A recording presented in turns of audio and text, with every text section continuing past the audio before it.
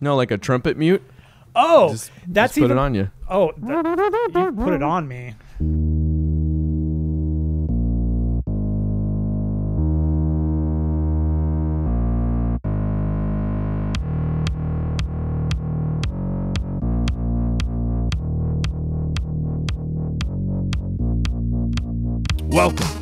Welcome to Zero Hit Points. I really thought you were going to start the show with that. Just welcome. We are What if Zero I did? Hit Points. What Star. if I did and it's going right now? You didn't. You know, and It's just Tuesday, yeah, like really just January 11th. I'm Ryan Miller. He's Matt Amberg. the strain is what they call me. The strain? Yeah, Because you're straining? Because I'm straining. I gotta go to the bathroom. Hey, are you ready to get to work? Am I ready to get to work? I just got Are off you of ready work. to get to work? I literally just left work and immediately signed on to this. Like I turned one computer. I went so far. I did this. I was looking this way, then I looked this way. Yeah, you're like Mr. Rogers. That's all it takes.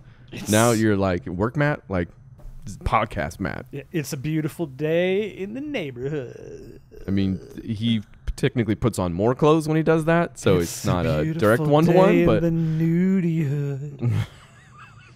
It's a nudie. we'll make day it to be work. Nudie. As we always do. Why have you been working so much? Anyways, Start of the year, we went on. We have a freeze at the end of the year where we can't put any changes in or make any real affectations of. Hey, me too. Goodness. And so now everything that we had worked on during the freeze is kind of rolling out, and it's the worst. Well, good, because we got nothing to talk about for the next hour or so. Let's just skip right to the lightning round and go with it. Okay, what movies did you see? Oh, why did you ask me that question? We already did that one. I did watch movies this week, though. I watched Friday the 13th, Part 4. As promised. As promised, yeah. As advertised. I know, I did. I did not remember. Really? Yeah, well, I had a very. It's been a long time since I've seen. Like, I had seen the first one a bunch of times because it's a really good horror movie. It's a really solid movie. Sure. But the other ones, like, as the series went on, I remember I've seen them all multiple times, but it has now been probably almost 15, 20 years since I've seen most of the ones in the middle. So you're one of those wackadoodles that thinks the series gets worse as it goes on. No, not necessarily. Oh, okay. I think there are definitely parts in the movies that are like it's always going to go downhill from the first movie. Period. Sure, like, but after that, I don't know. They maintain some sort of level. Like even when they dip down, like in space, they maintain a level. They do. They maintain some level. I don't know if the level is above or below suckitude or whatever your barrier is. Have there been more Jasons after space? That's the last one I remember. Not in the sense of like that series. They did the reboots with different Jasons after that, but not. I don't remember there being after Jason. Friday the 13th got rebooted too. Yeah. It was I alright. didn't know that. It was alright. I guess that's all of them. Yeah, Have they done Halloween yet? Yeah, Rob Zombie did it. It was awful. That's right. Chainsaw they did, right? Yep. Texas Chainsaw. And that was actually good. The remake of Texas, that was actually a solid like horror movie. Nightmare was done. And that was so bad too. Is there any left? That's all of them, right? Are we missing any temples? They have to reboot Hellraiser at some point. They've been talking about that forever though. Have they done any Clive Barkers? Have they rebooted Clive Barker? Yeah, I feel like he hasn't. He's kind of avoided that maybe. The Hellraiser stuff hasn't been rebooted mostly because Dimension is still like churning the Hellraiser movies out. They're just bad direct still TV. Pretty much current. Gotcha. Yeah, okay. And the most recent one actually got totally just tore to shreds like by the fandom, who's pretty... Like, they're pretty okay with it. It's Pinhead. I just want to see Pinhead. The guy who plays Pinhead normally, Doug Bradley, read the script and even he was like, no. Is it the same Pinhead from the beginning? Same guy dude? From 1 to like 6, and then this most recent one, he was like, no, I'm not doing that. And but there's still only 6. I feel like that shows remarkable restraint in this genre, anyway. There might be more. There might be closer to 8. All right. Okay. But Good rundown. but Friday the 13th Part 4, this is where the movies start getting like real good. Except this one is not great. Yeah. Except bad, you mean. So Friday the 13th Part 3, Jason that's where he gets the iconic mask. He is, at the end of the film, he is hanging from the rafters. He gets down, he gets chopped. He's down for the count. Okay. Friday Part 4 picks up the minute after that had happened, or a few hours at most. Cops are showing up. This is all happening. So while this is going on, we are now then introduced to another little area of the Crystal Lake General region. Sure. That is run, and it's a little house owned by the Jarvis family, and it's Tommy Jarvis, played by Corey Feldman. Okay. They end up meeting. So he has a sister and his mom. Another group of idiot kids come out, and they're like, "Hey, we're gonna stay at this house that's like right across the street, basically from the Jarvis house." These are all, of course, your camp counselors that are gonna die. They're just kids in the woods, hanging out at the cabin. I feel like they're moving in while the police are still like pouring over Jason's body like, across the street. They're like, oh man. No, it comes off as Let's do it. minutes after that's happened. They're like, "Oh, there's cops. Cool, no worries." Again with the police and the murders? Yeah, what are they doing here? They even bring that up. It's like mentioned like 50 times that like there's murders that happen here. Don't do it. Okay. Well, they got the murderer. They take him to the morgue. And what happens when you take the dead evil creature to the morgue? He gets out of the morgue. So he leaves the morgue. Somehow still has his hockey mask. Didn't seem to take that. This is also the great movie where they just start having a body count for no reason. Like the other three, there was purpose to it, regardless how stupid it was. They were at the camp. That was offensive to Jason. At this point, now Jason's been taken away from the camp. So on his way back, there's like they show the introduction of the kids in their car driving past, some girl that's hitchhiking who then gets chopped for no reason. Mm-hmm. She's there. Mm-hmm. Moving forward down the road, another dude's like, "Hey, what's up, chopped?" It's the cooking show. It's great. The fun part is that later on in the movie, some guy shows up who is the brother of one of the former victims, and he's like, "I know Jason's real. I don't know how I know, but I know, and I've got a gun. I'm gonna kill him." He sees. So wait, Jason. There was a big question about whether or not Jason was real at some point. There was a question about like who did all the murders prior, and like it's this weird thing about like, because everybody thinks Jason's dead. So who's the guy in the hockey mask? Well, they don't know. This guy doesn't know that Jason's been killed and picked up and taken away until he mentions, "Oh yeah, but he escaped from the morgue." So he already knows. Like he believes it's Jason. Nobody else believes it's Jason because Jason was the kid that died. So it can't be Jason. It's just got to be some psycho. Can't be. No, it can't be. Let alone the fact that some gigantic guy escaped a morgue. Don't worry, it's not Jason though. You're idiots. So Tommy, of course, becomes infatuated with this guy. Jason shows up. The body count starts going up and up. Interestingly enough, again, following that third film, Savini comes back for this movie to do the effects. Not a ton of gore in this one again. Like there's some chops, there's a couple of good cuts here and there, but no, like it hasn't. Savini wasn't there for 3, or he was what? not there for 3, or maybe he was there for 3. He wasn't there for 2. There was a gap where he wasn't there, but it's fine. And what I had forgotten was that Jason did run, and he does run in this one too. He ran. I mentioned it in the second and third one that I really liked that Jason because he seemed like more of a human as opposed to a force of nature, or like, sure. The invincible. They're on the cusp of it with 4. This is where they're bordering on him becoming a little too like invincible, a little too he's everywhere. But there are enough times where he gets hit and he falls and he's down for the count for a minute, and he does grunt a couple times, and we do see him run. And it's something that, again, I forgot. Tommy is the hero of the day because Tommy is the one character who comes back, and actually comes back as a real character in the movies. The previous films, we got a whole bunch of retread of what happened to the other characters, but they never actually were in the movie. Like, it was just archive footage. Gotcha. The character of Tommy does make a comeback. Corey Feldman does get another flashback as Tommy later on in one of the next films. But this is the start of people recognizing and hunting Jason. And that was cool.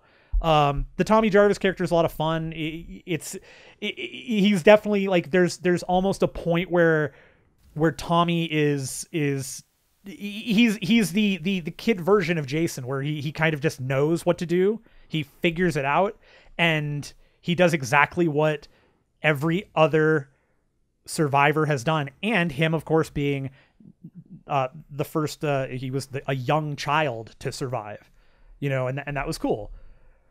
But is that from the first movie? Like, is he going all the way back, or who? Tommy?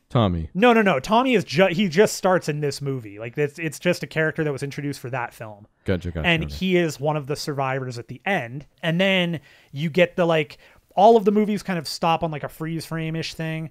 This one stops on a freeze frame of Tommy. Like, they're at the hospital and he's happy that they're alive. And then it stops and he's like, he immediately goes this like stone face. And something's wrong. So on a scale of 1 to 4, where does the fourth one rate? Probably 3. Oh, I would go 1, 2, 4, 3 right now. Whoa. out of those groups. All right. Number wise, if we're talking actual Roman numeral twist. Yeah, no, the ordinal numbers. If we did that, there you go. Yeah. Did you get anything? Was that the biggie? You were going to do 4, 5, 6. I was, yeah. Right. I just didn't have the time. I started watching. I got about halfway through Ocean's 12. Right. And I got to finish that one off. All right. I got 5. Tell me what you think. All right, here we go. Okay. So this one's from a couple weeks ago, but I forgot to mention it, but I don't got a ton to talk about. Anyways, but Sully. Tom Hanks. Uber Saccharine, Clint Eastwood, Laura Linney. Literally every actor and director, Clint Eastwood included, is just doing their thing. Like, it's good.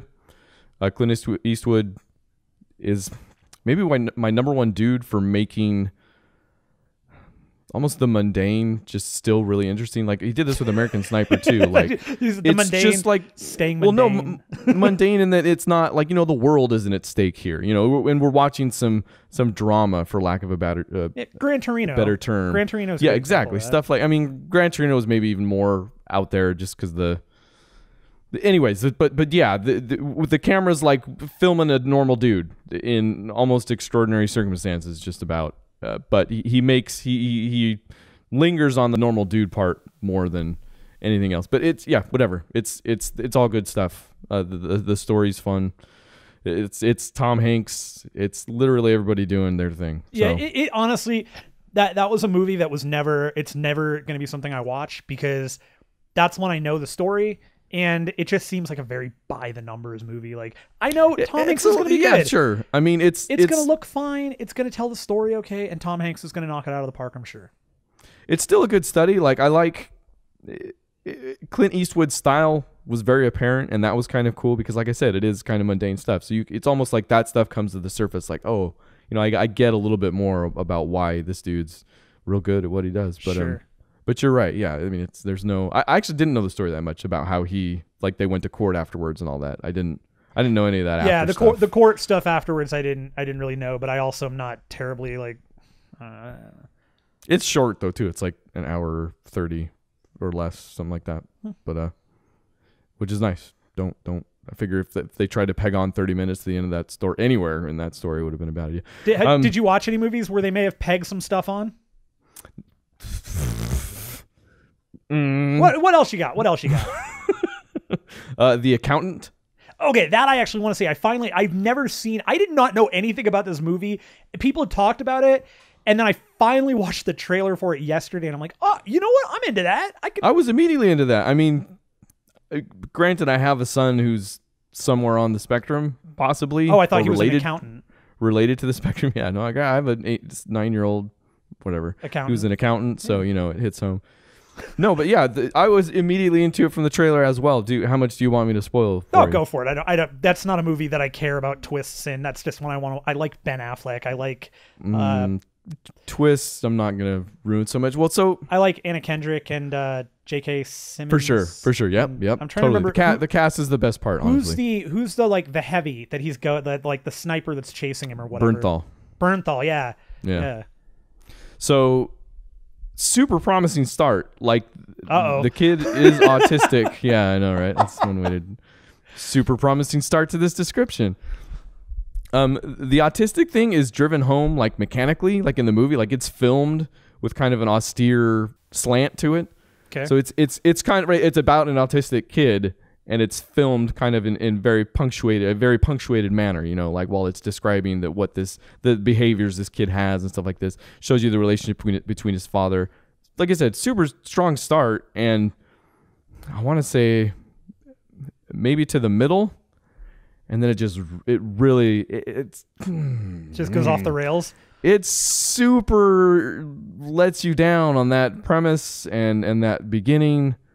Like, I feel like somewhere along the lines, they wanted to turn this into more of a blockbuster than it was. I don't know. Maybe it came out that Ben Affleck was going to be Batman, so they were like, shoot, this thing, we can do, this can make more money if only in the last half there's, it's not as much of a character study, and I'm not against action, and the action is fairly watchable. It's just that it completely goes, it's not that it goes even just boilerplate, it goes like all of a sudden his dad, whereas his dad was kind of this impetus to overcome his condition in a way.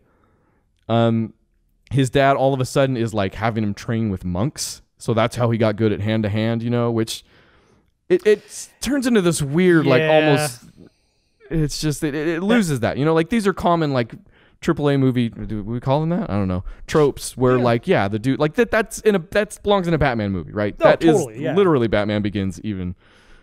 But it's a Marvel movie at that point. It loses a lot of the, besides Affleck trying to still act autistic, and it's not completely devoid of some of those touches towards the end.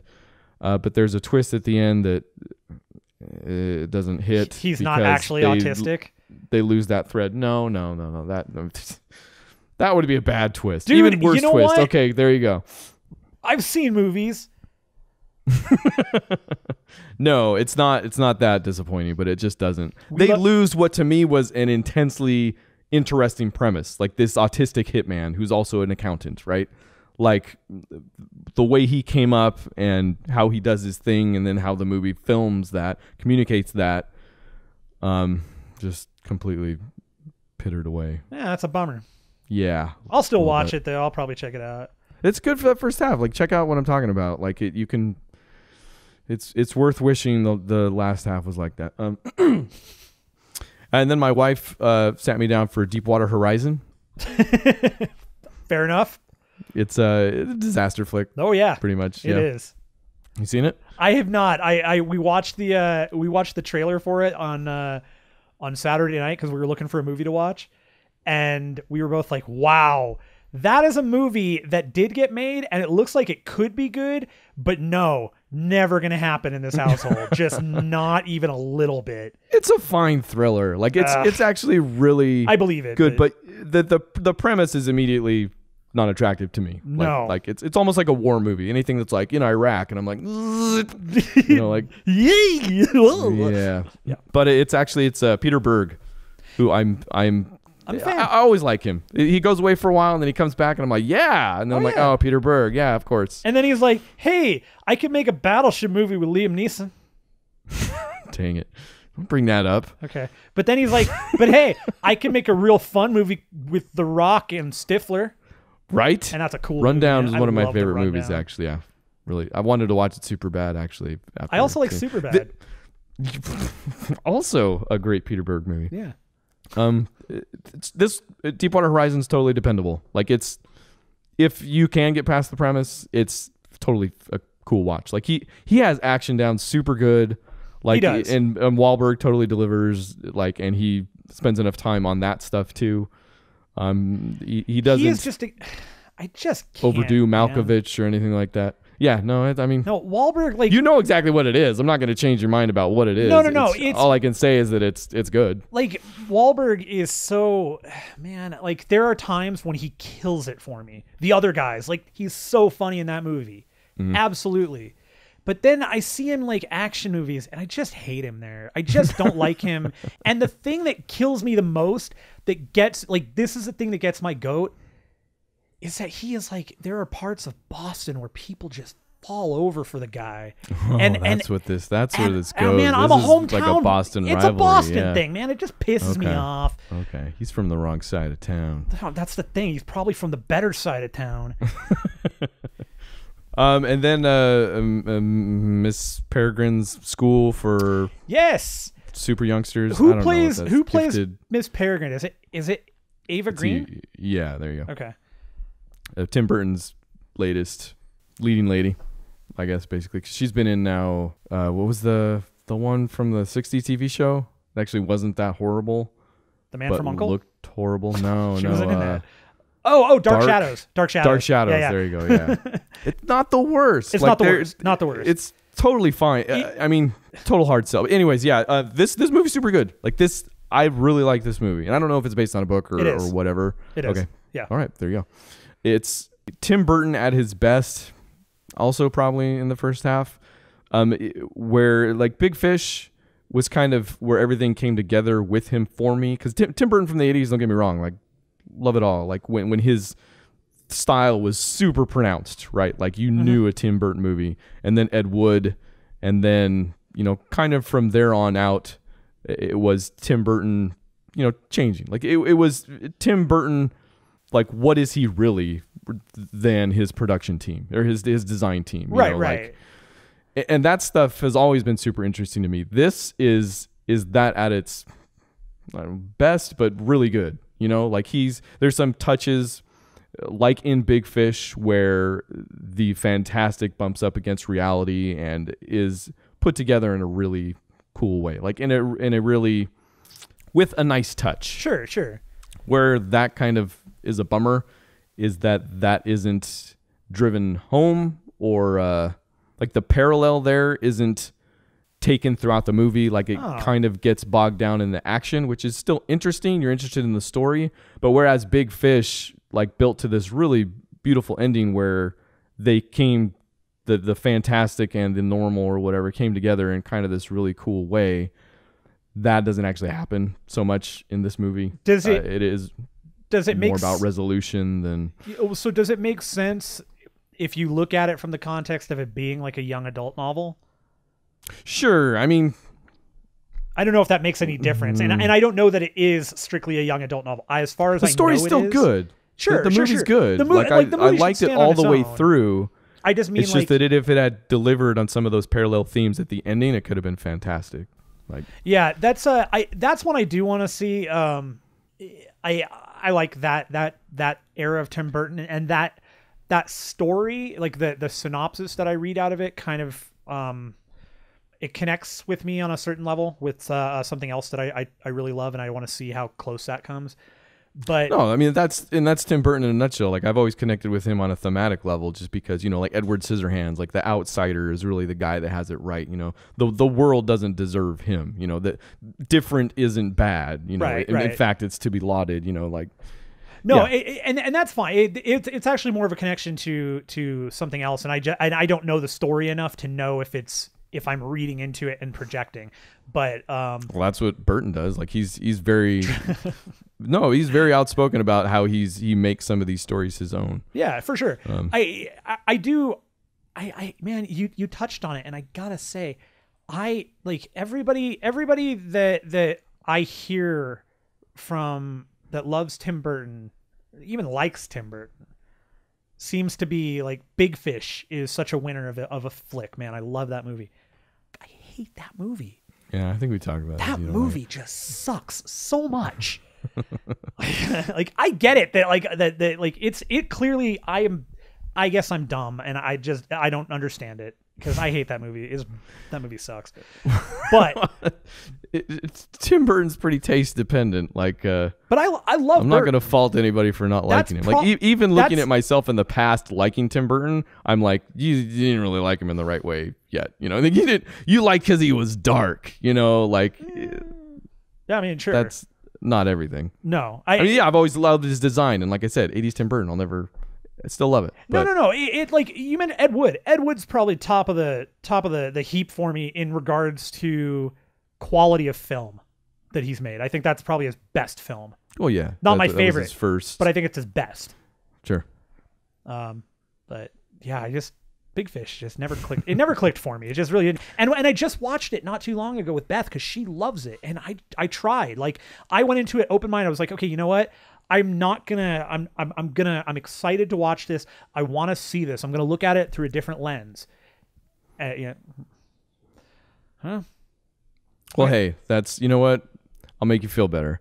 How? I also saw Suicide Squad. Yeah. How are you alive? Mm-hmm. I'm surprised you don't believe in suicide. Although after this movie, before maybe.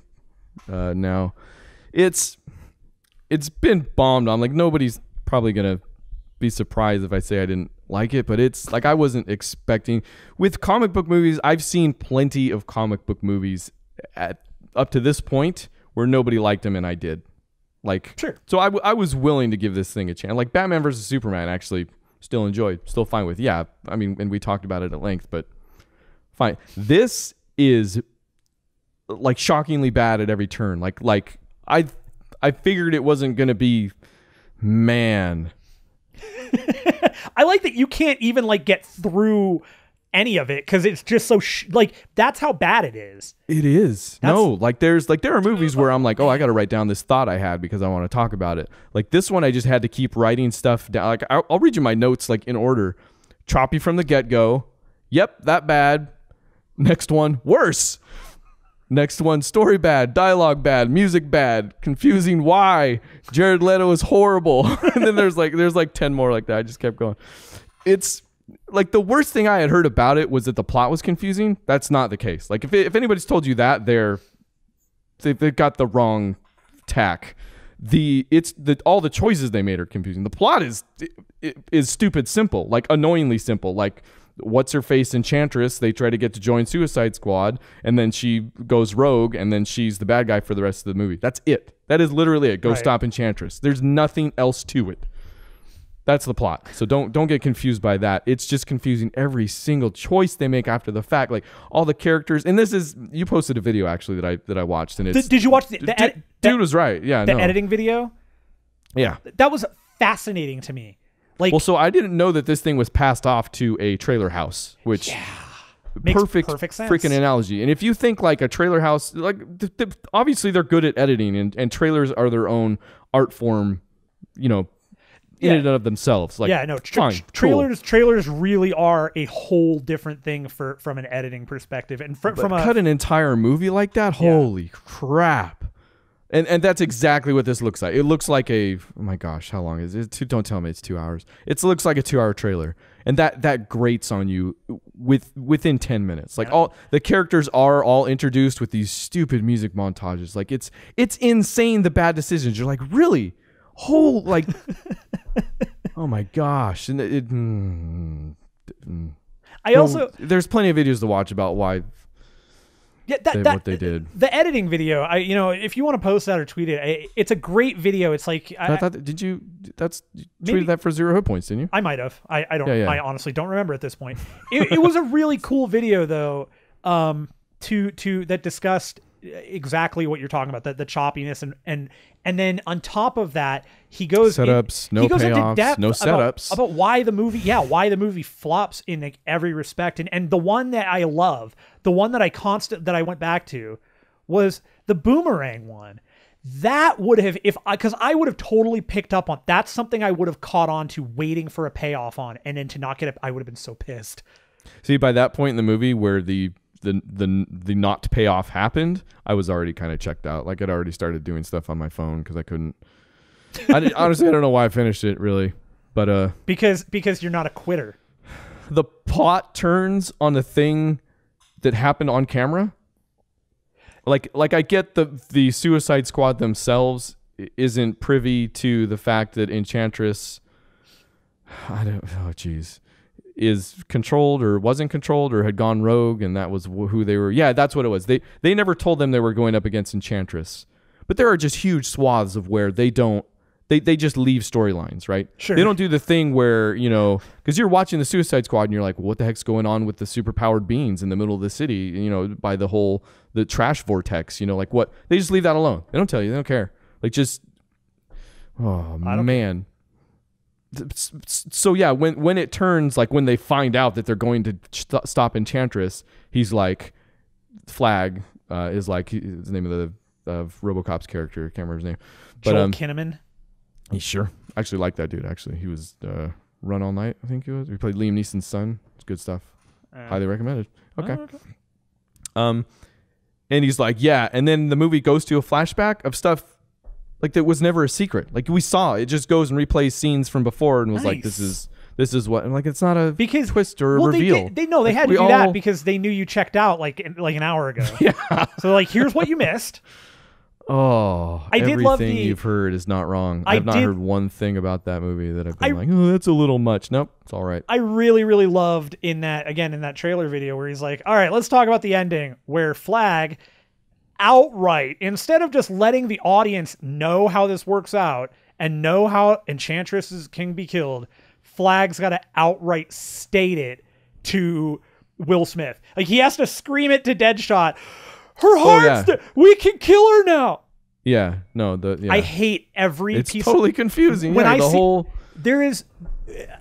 can deal with a lot of bad movies. I can deal with a lot of bad things in bad movies. One of the things that totally gets my goat is when writers and directors refuse to give the audience even the most minute amount of credit and have to outright state and spell out, this is the plot thing that we're doing. If I thought they gave it that much thought. Like, I honestly don't know. Like, the other thing the dude says in that video is that he has some line on the fact that they did a lot of this movie hoping to find the movie after the fact, and it freaking shows. Like, David Ayer, I don't know what he's done, because I don't know what he's going to do. I don't know how much he's to blame or what, but jeez. He did that tank movie, Fury. Do movies like that anyways. Did he really? Yeah. I mean, that wasn't my favorite, but jeez. No, I mean, for all intents and purposes, this movie, I honestly, I don't know how much goes to him at this point.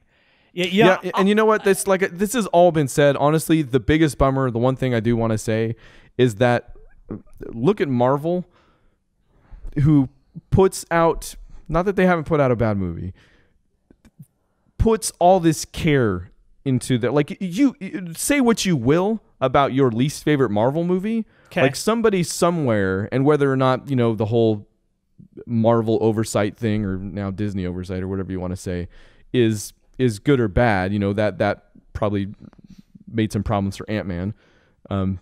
But they care about what ends up on screen. Like there's a mythos at the very least that's important to them. Like this Suicide Squad was done by people who didn't care. Like and Suicide Squad as a book, whatever. Like it's popular. I mean, they made a movie out of it. They don't do that with nothing. So there are people that care about it. There are fans that care about it. There are creators that care about those characters. that did something with Harley Quinn. Harley Quinn.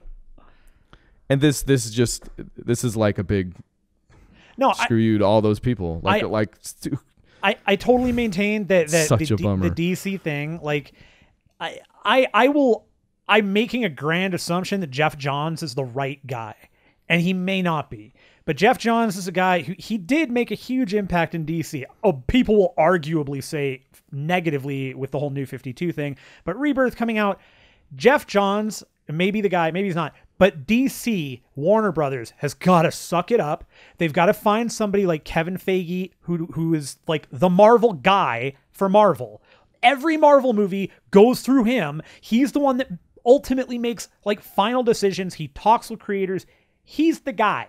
if there's a Bible for what can be done in a Marvel movie, it's him. He's the one who makes the decision. They don't have that in DC. They just don't have that. You've got okay, so we've had Zack Snyder on 2 movies, 3 movies coming up. He's not the guy. Zack Snyder, like, wait, just hold on for a second. Wait, I'll defend him for caring. Like, I don't like. But Zack Snyder is a guy that, yeah, you can say he cares. He is not the guy that should be writing scripts for these movies, and they need somebody like Kevin Feige to let Zack Snyder make his version of the movie. But that person, that Jeff Johns person, whoever it is, needs to be there for the script. That's the thing. These movies, like, I totally 100% believe that with a good script, Zack Snyder makes an amazing Batman versus Superman movie. He's got a look to his stuff that can be can turn you off. Regardless, I think with a good script, he makes a great comic book movie. You may not like the look of it, but I think that movie is still a solid movie. No, yeah, period. For sure. And I think David Ayer, probably with a good script that isn't found while making the movie, probably makes a solid action movie. Which is why we can go on forever, like, who's to blame, but I mean, no, who's to blame is DC is to blame, and Warner Brothers are to blame. Period. That's the end result of those movies. Well, at some level, it's just a bunch of fighting, and somebody that needed to win lost and or threw up their arms at some point because they don't have a Kevin Feige. That's what I'm saying, man. I know. Don't see Suicide Squad. I'm going to. I got to watch it because now I got to catch up with you and see it. Look, think about it this way. In no way is that catching up with me. That is going down together. We played Destiny together, and I suffered through that, and I deserve this. What are you trying to say? You played Destiny this week? Don't be dumb. What did you play? Let's put it all behind us. I spent a mess of time in The Witcher 3. And yes, I have found out why people like this game, and I have also found out why this is the worst game ever possibly created. I cannot tell you how many times I have, like, frustratingly died and then been like, nope, we're not ending the day like that. Go back, fight him again. How much do you lose when you die? You don't lose anything. You just have to. Okay, that's not true. Like, how much time? I mean, like, what? It depends, because you can save manually. So wherever your last save was, and I'll tell you, this past weekend reminded me, I got to do some save scumming, because do it like that. This is like, I played for like 2 hours, and I got all the way through this dungeon, got out, got killed, and none of it saved. Like. Oh, see, that's what I'm worried about. That's what I meant right there. Like, are we talking like I don't know, Elder Scrolls where it's saving each time you enter a new area? Or I don't know that it was like 2 hours really, but it just, like, there was a huge swath of it didn't save. Yeah. But here was the thing. This is the blessing in disguise with this particular game. It allows me to go back and reevaluate and save items, which is incredibly important, especially when it comes to health-related items. Like after you die? Or? I died. I went back. You have all of your inventory again. So now you know what's coming, or you have an idea of how it's going to attack. You know what kind of... Oftentimes, it's not a matter of being surprised that you're in a fight.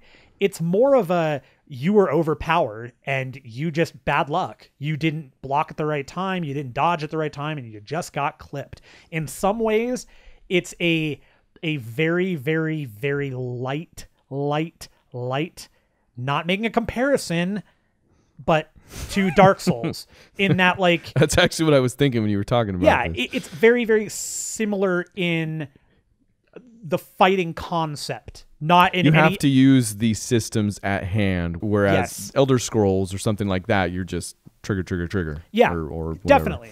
This you have to manage magic, you have to manage spells, you have to manage your health, you have to manage which sword you're using, especially if you're fighting multiple types of creatures. But it's great. And going, like, I was pissed that I died, but I wasn't pissed that I died and I had to go redo it. I was pissed that I died because I did something stupid. Like I got too cocky and I thought, oh, I can cast this spell even though I know it takes a little bit longer and then I can get an execution here. Except that thing hits way friggin' harder. You can't do that. I can't. And then I was executed. And then I was like, well, now I know how you felt. Little mud on my face. How much time do you have put into it now, you think?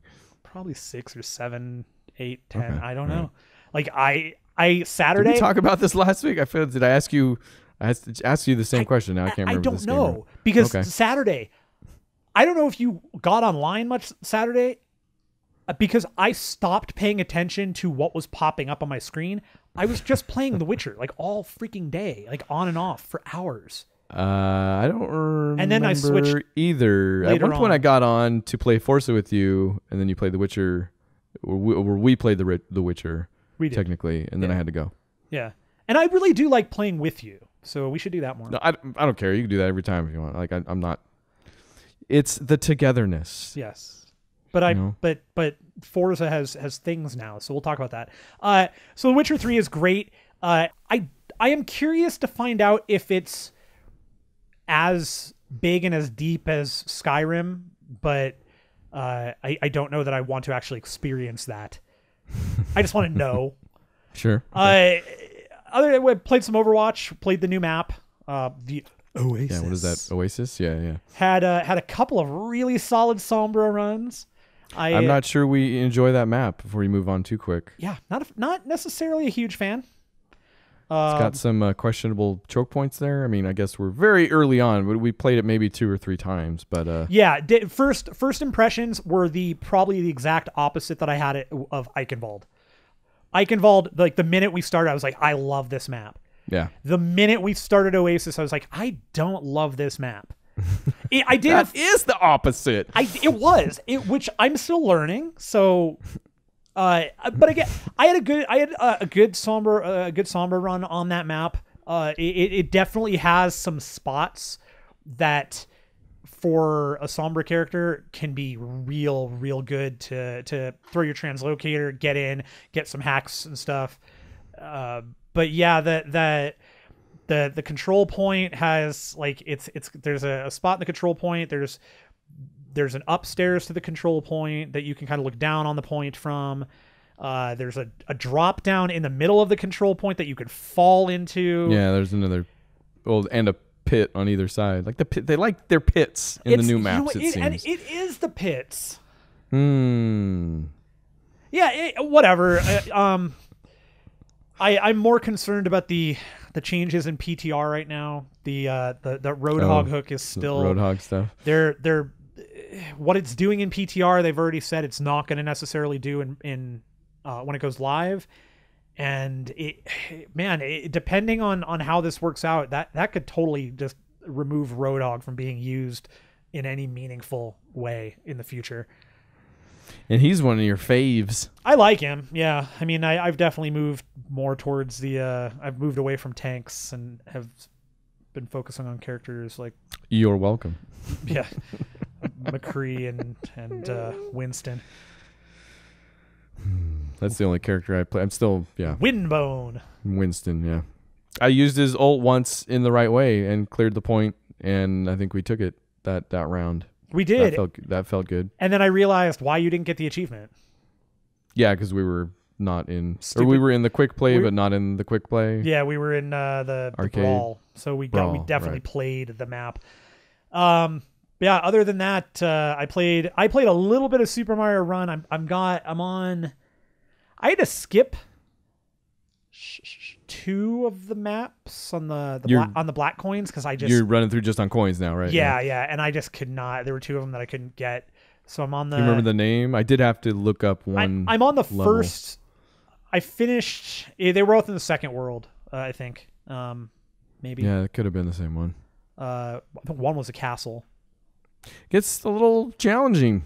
It does. Those black coins. Did you finish it? Have you? I finished it. I got all the coins on all of the levels.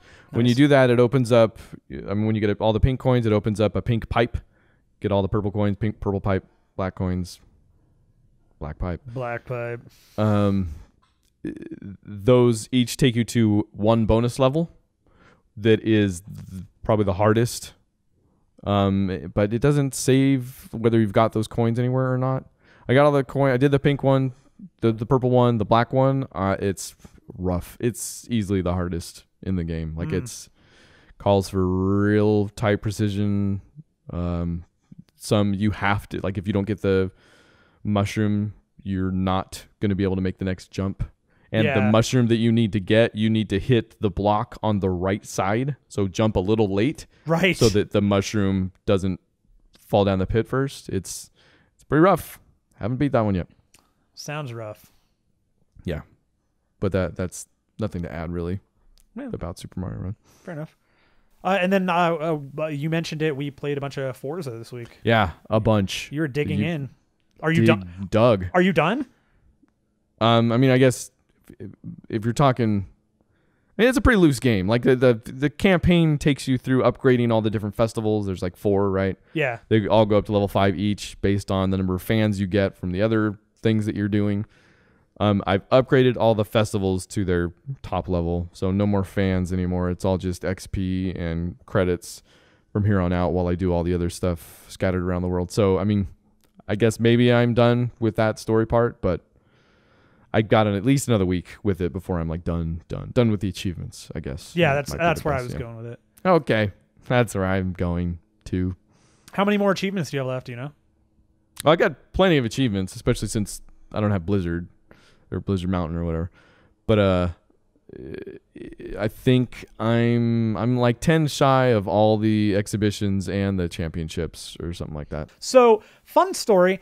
Past 2 days, so Monday and Tuesday, I have not slept for more than about 7 hours in total. I don't know why. Yeah, The Witcher is that good. Yeah, I've been having a lot of sleep problems, and last night it just like the Twitcher. I did. I mean, and then you mentioned the easiest way to go through all the championships is to go to the championship, create a custom one, and then set all the races to one lap. Yep. Brilliant. Awesome. If that's a possible, but some of them are still point to point. Those ones I usually keep. Yeah, I like those ones anyways. Yeah, but this championship was all rallies or relays. Cool. Things. So cool. I freaking do it with my car that I just got, and it was a Dodge Viper Horizon edition that I've upgraded now. So it's an S2. It's like a 980 something like that. Go into the race. Dude, you and Craig Kumar. The Drivatars. I win the first race. No problem. Like I got that one. I was able to like maintain where my place was, and then at the very end I did my patented bash the leader into the wall and take the first place.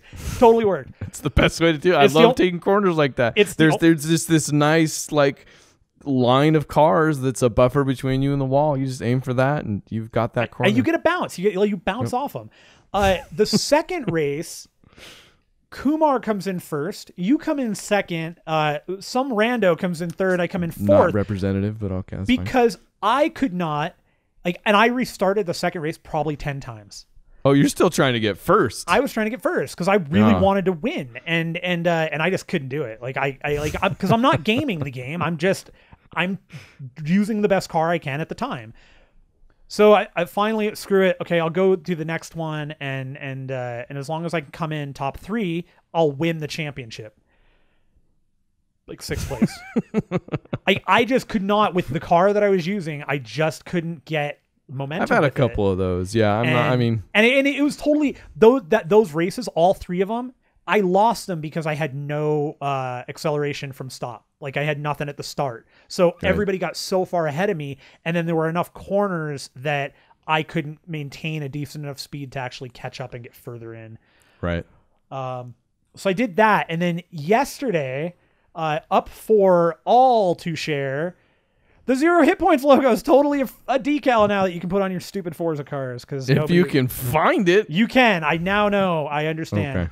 Okay. To find the decal, You go to the community tab in your start menu, not when you're at a festival, not in that menu. It's the menu like when you're just the plain old start menu. Driving around, press start, go to community, and then that's actually some of my least favorite stuff in the game is the stuff that they've pinned down to the hubs. Like you've got to drive all the way to the festival and then you can access some of it. Yeah, no, the menu system they have kind of sucks in general. But it's on the community menu. I think it's the bottom left-hand corner. There's a way to search for decals.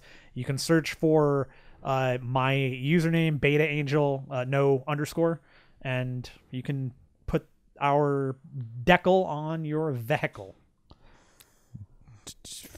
Do it. Yeah.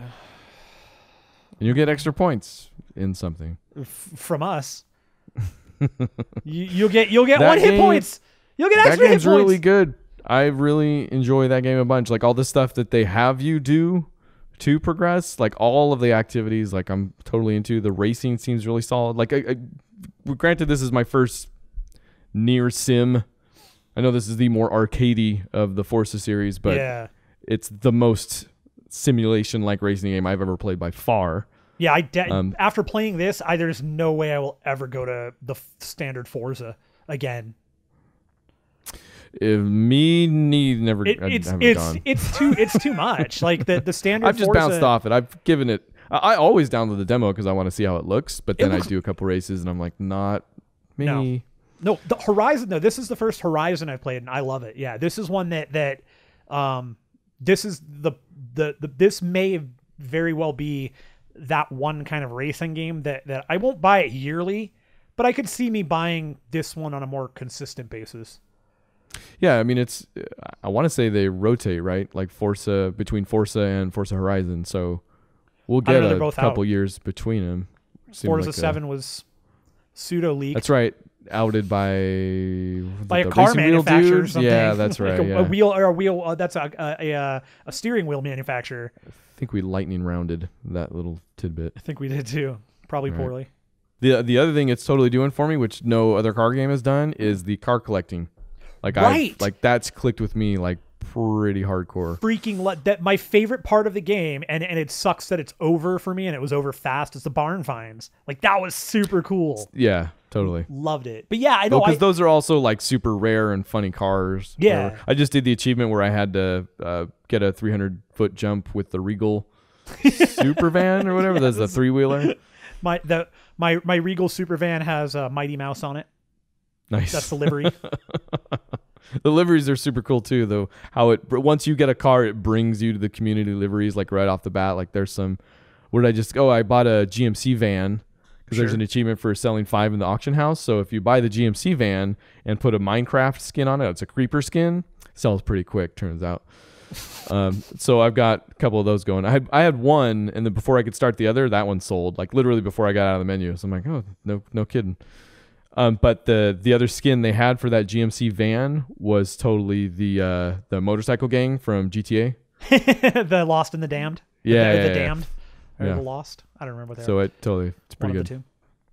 Yeah. And then they had an Xfinity also for that van. Xfinity skin. Like cable guy. Yeah, no. One of the races that I was running, Plague of Babies, friend of the show, his car was a Domino's car. Nice. So, yeah, I'm really enjoying it. Super cool, man. Yeah, just collecting the cars, like, and the way they've built that around, like, if I get their microtransactions, I guess. Can you? Yeah, because there's you can buy car packs.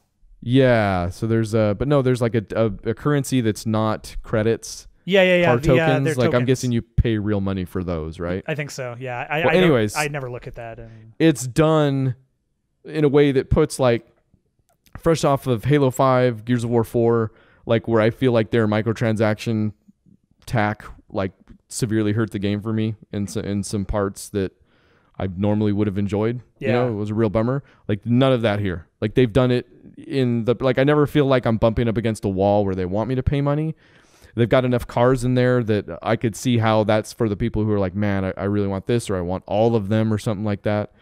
But without going into any of that, it's still super cool, and I'm still like they keep the cars coming. They got a wheel like I can spin for a jackpot and get nothing most of the time, Yeah. but then I get something. 50,000 credits. Oh, better buy another I spin. would 5,000 love credits. 50,000 credits. Yeah, and 5,000. Another credits. spin, no credits. I got 2,000 credits 4 times yesterday, I think. And it's always in between like 7 cars. Oh, like dude, it'll it's just the zoom worst. past the cars. So bad. I did go out of my way and this morning, and I bought one of the cars that I'd wanted with credits off the auction house.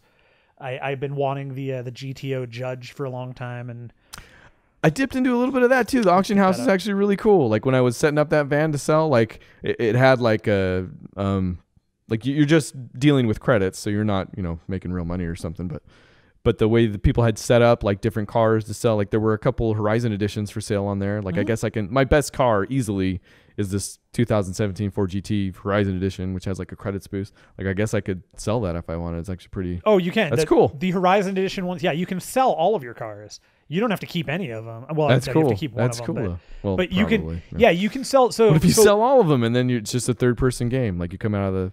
It's a used car dealership, that simulator. That's what it is. It's Kurt Russell Simulator 1982. I don't remember when used cars came out. Might have been 85. Oh, that's right. Yeah, I forgot that movie. Okay. Forza Horizon 3. Speaking of Horizon, you know what's on the horizon? March 21st. And on March 21st, when that horizon has risen, Andromeda will be visible, and all of you Mass Effect freakoids can go buy your video game. All right. No, Mass Effect Andromeda, it's very cool. March 21st. Probably. Is I mean, it's coming out the 21st. We'll find out soon. It's cool. It's very cool that they gave a date, that the game has actually been dated, as opposed to just being a theory. The more interesting news item that comes out of Mass Effect is twofold for me. They've stated, BioWare said, we won't do a season pass. We'll detail the DLC later on. Now, me being me, to me, I know there are people that saw that when, yeah, man, that's awesome. I don't think that's awesome, because now what they're going to do is instead of giving you a season pass where you get like a bunch of DLC at discount, you're going to have to pay full price for all of it. And it's going to be way too expensive. Well, I mean, suckers. Yeah, I can see why people would be excited, because season passes can be a definite. I mean, Battlefront, $50. You're getting a deal. Yeah, I mean, some season passes are exorbitant, obviously, but for people like me who wait for them to go on sale, like, yeah, I'm getting a deal on all of them, and they've got some different idea for the DLC, and it'll be interesting to see what it is. Whatever, it'll be charging you money. Yeah, if you're out there like, finally a game for free, then you're definitely falling for it. But if you super hate season passes, then hey, this something might work for you here. Good. If you let's scale it back even further. Scaling it, yes. Right? Scale it back, way back. Let's say you don't want the game even that comes with the season. You don't want the season pass. You don't want the game. Yeah, you're just done. Have we got a game for you? We do. Scalebound, which has had one of the games in recent memory that's been the most maybe already advertised, like the announced at E3 or a couple E3s maybe even. Some pretty good looking and fancy trailers out. I want to say one of them was gameplay too. Yeah, I feel like there's showed been that some at gameplay in there. At like E3, they showed the dragon thing and the multiplayer and stuff. Yeah. Well, so just canceled. Yeah, it's gone. So gone. Everything like super gone. Like I guess they've removed all of the trailers from their channel, their YouTube channel even. As far as Microsoft's concerned, don't ask. Everything you remember about Scalebound, forget. Done. Okay. And then this I actually wanted to ask you about. Ask me. Because you own a Vive. I do. It works. I used it. It's fine. So not a ton of news on this, but I guess they're adding a subscription service to the Viveport app store. Yeah. Which is the store that the Vive user like yourself can download games at. Yeah, never use it. Oh, really? Yeah, I hate it.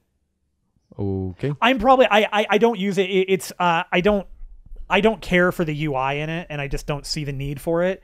So you don't have to, like, you can just go straight to Steam. I buy all my games on Steam, and Gotcha. yeah. So the way I do it is, you can go. So this isn't even like you're not going to get some subscription access to games like you can buy on Steam, probably. Like, what's in the Viveport store? It has all the apps, all the games, everything you can download. It's got stuff. I mean, I don't know what this subscription is going to entail. I don't really understand what it's. Yeah, we don't have any information on that. Let's assume it's something like you pay some amount of money each month and you get access to these games in the Viveport store.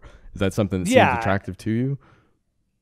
Probably not, honestly. Mostly because, as much as I love it, it's not. The Vive isn't like a daily thing. It's not even a weekly thing. It takes time to set up, and it's really something that we do as a family. And to pay a subscription price or something like that monthly that I'm not going to get a whole lot of use out of is not worth it to me. So think about this then. Next time you and your family get together, you're VRing everywhere. Make them pay me. Well, subscribe to the Viveport store. Okay. Boot it up. Okay. Spend some time in the environment there. Okay. Let them purchase the game and then put it away, or not purchase because you own it. Just let them maybe download it or maybe subscribe twice to the Viveport service. Okay. Hey, so the other thing that happened this week was the NES Classic Edition has been officially hacked, and you can put games on it. And it took like 3 weeks. Yeah, not that long.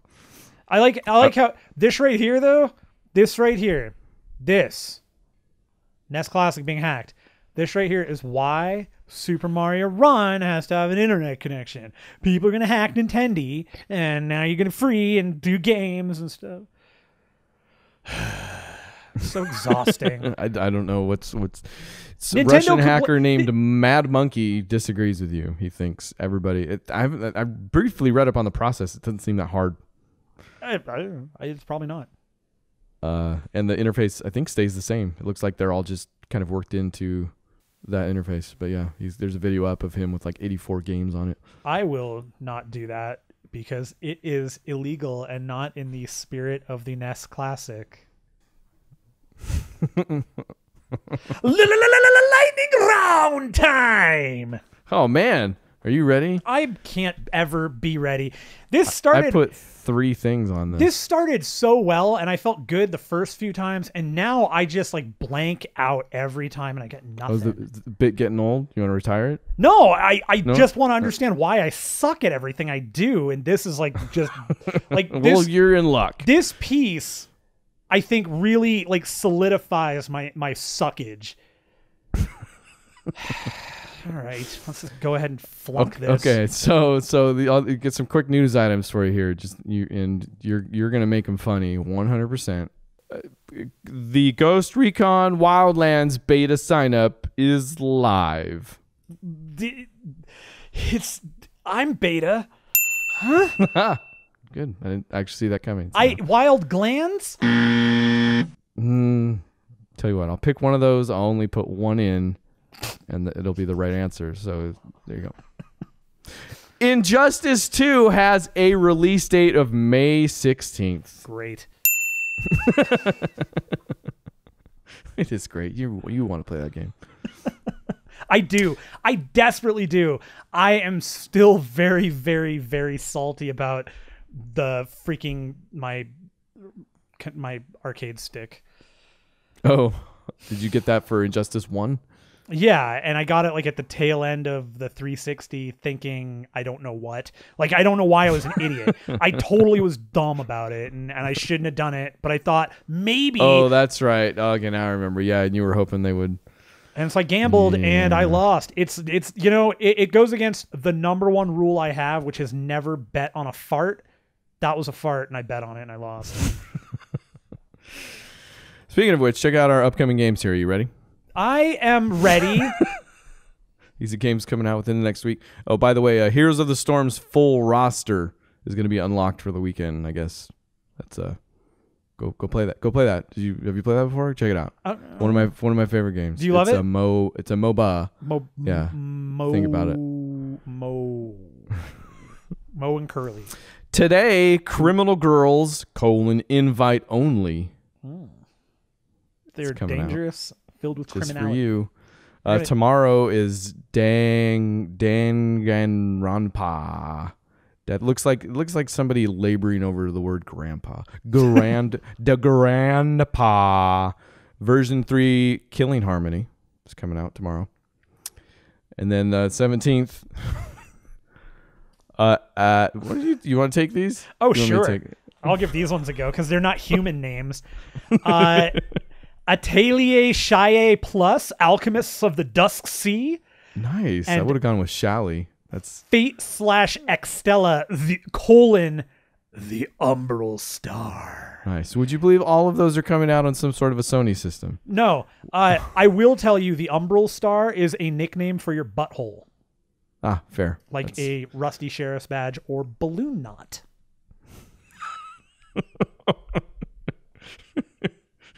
You gonna spring those on me? You've never heard balloon knot before? It's my favorite one. Hey, because now all you're thinking is, wow, it really does look like a balloon knot. Like you're thinking about what a balloon, like the knot looks like. You're like, and I know what you're gonna do. I know you're gonna debate. Do I tell Candy this? Why? No, I've already texted it to her. I don't know what you're talking about. Yes. I'm gonna play some more Forza and finish it and start another game and just burn through all my games through my terrible backlog here. I should. You want to know how bad my backlog? Tell me about. I want to hear about your backlog. I'll tweet it. It's bad. It's real bad. All right. Well, Battlefield 1 is on its way, so you should have that in the mail shortly. Ah, that's right. You're gonna Battlefield 1 with Sean Sliptide Johnson. It's not his real last name. Could be. He's got a generic name. I'm trying to keep it anonymous. Yeah, well, Smith isn't really that hard to figure out. He's got a fan problem as it is. He does. Let's put it that way. He fixed it. He just had to replace some wires, but it's fine now. And now the music sounds great. Yeah. I don't know what to tell you. Speaking of which, how'd you like our new theme intro this week too? Still good? I still liked it. I still like it a lot. I think Lots of feedback on that. People loving it. He's a popular guy, that Sliptide. What are you gonna play? What am I gonna play? Definitely more Forza. Gonna play more of The Witcher.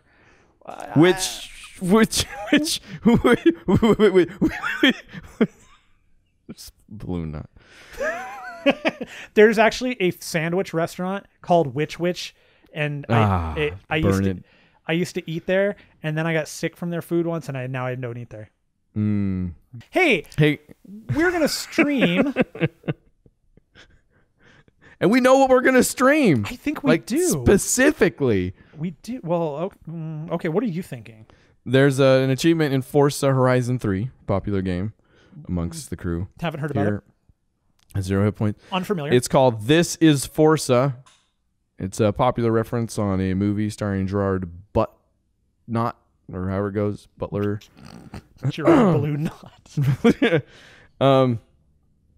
And it's you have to set up a championship which has at least 10 events and a total of 100 miles. So that probably takes at least an hour. So tomorrow at 7 p.m. PST, go to Twitch and check it out. /0hitpoints.com/ balloon knot. And you can watch me drive like an idiot into Ryan.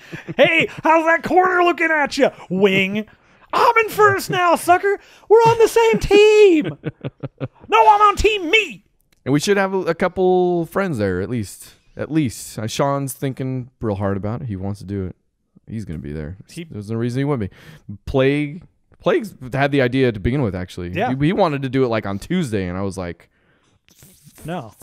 We might stream that. Yeah, that's a good idea. I'm looking forward to it. Okay. I hope you make it all D-class cars. Boy. That would take forever. Do not do that. It will make it take way longer than an hour. We won't even get 5 miles in an hour in the D-class cars. Until then, you can check out the website and or the Twitter, Instagram, Facebook. Mm-hmm. I don't care. Remember when every show we used to be like, just go to all these places. These are all the addresses. Yeah. These are all the things. Remember Remember? But now just listen to the podcast and be happy about that. Okay. We'll send you more stuff when it's appropriate. Was that the end? Did we end it? You just did.